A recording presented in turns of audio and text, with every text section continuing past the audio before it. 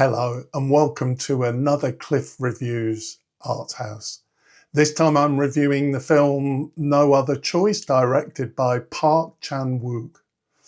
So I'm not a massive fan of Chan-wook's work.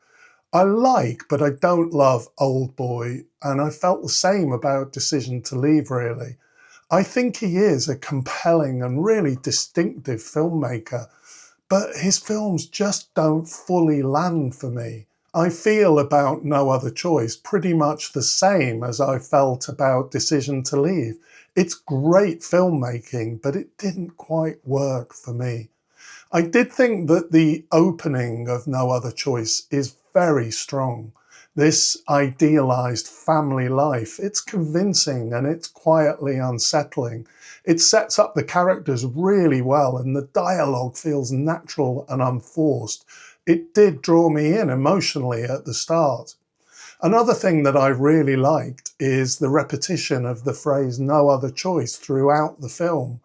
Everyone has no choice in this film.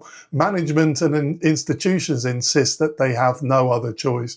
And this in turn leaves the workers with no choice but to take extreme and destructive action. It's a simple but effective structural idea. The film does have interesting themes. It addresses automation replacing jobs. It addresses the loss of meaning when identity is bound up in long careers in particular industries. I do think this is a genuinely interesting and contemporary theme, particularly around dignity and purpose in contemporary working life. Chan-wook is very strong in the craft of filmmaking. The film is beautifully made. The compositions are striking and controlled, and I liked his use of zoom. That really stuck out for me. It's always visually interesting, even if the rest of the film doesn't quite match it. There are some standout scenes in this film.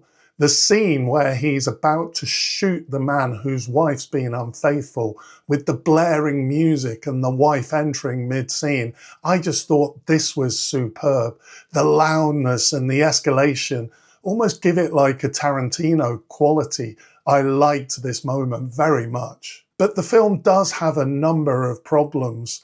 First, the length and the pacing of the film.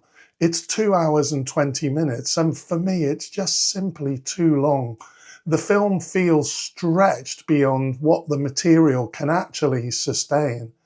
The second problem I had with it was the repetition of the same ideas.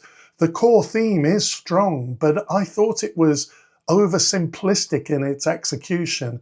It's essentially the same idea repeated throughout with little variation or development.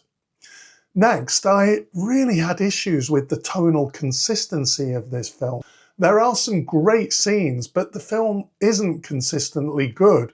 It's tonally all over the place. The quirkiness sometimes works, but overall it doesn't feel fully coherent.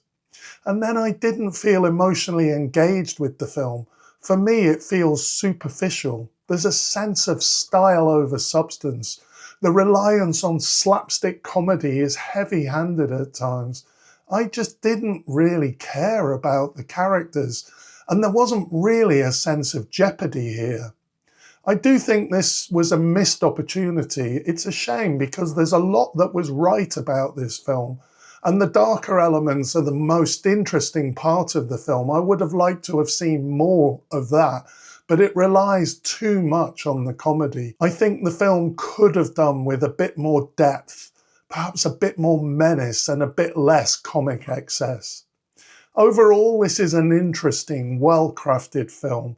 It has its moments and it does have a strong central idea, but ultimately it feels uneven, overlong, and emotionally thin. Thanks for watching, and I'll see you next time.